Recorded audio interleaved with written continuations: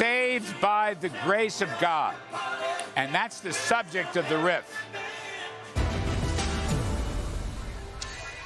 And I'm going to quote directly here. I was saved by the grace of God.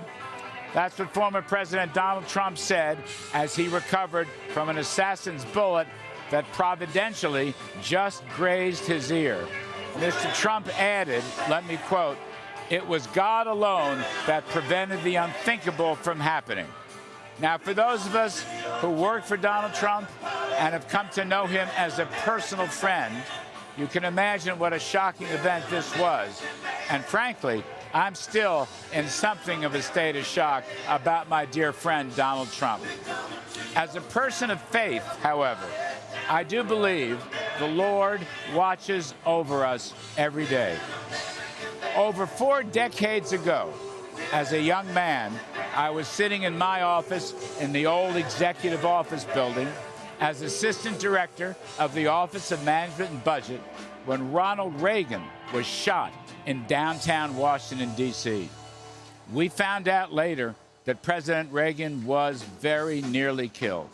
And as we watched in horror this past Saturday night, Donald Trump's life was saved by a millimeter, just like President Reagan's was. Mr. Reagan went on to become one of America's greatest presidents, and I believe Mr. Trump is headed for a second term and will join the list of America's very greatest presidents. He has already told us that success is the best revenge, and success will bring unity to the entire country. Let me add one more point here.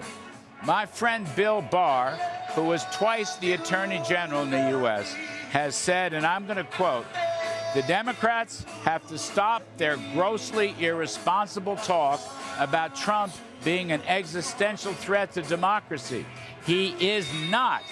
And Mr. Barr also talked about this on Fox News last night. Please take a listen.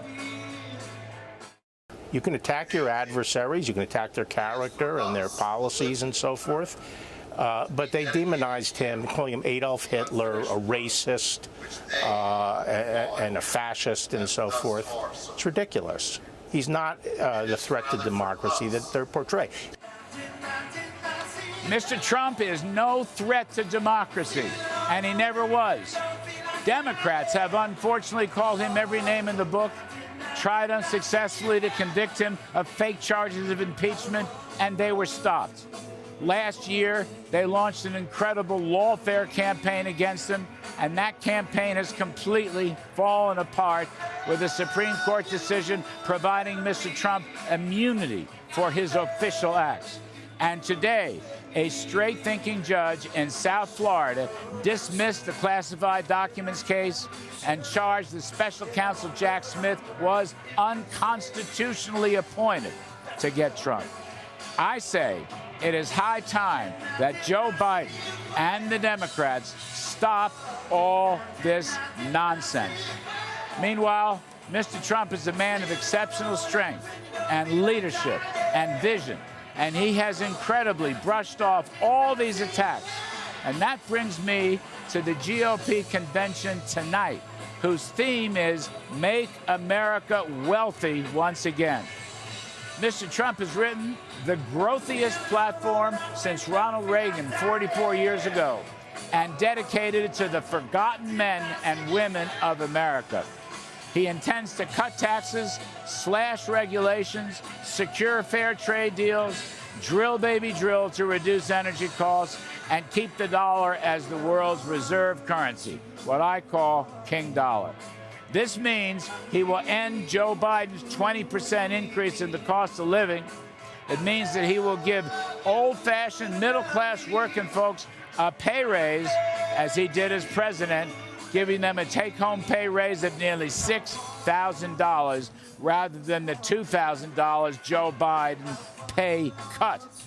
Trump's growthy platform, combined with his pledge to close the border and stop the crime wave, will make America strong again.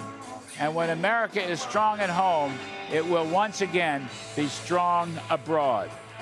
In the New Testament, the Lord said, "Go thy way, for he is a chosen, vessel unto me.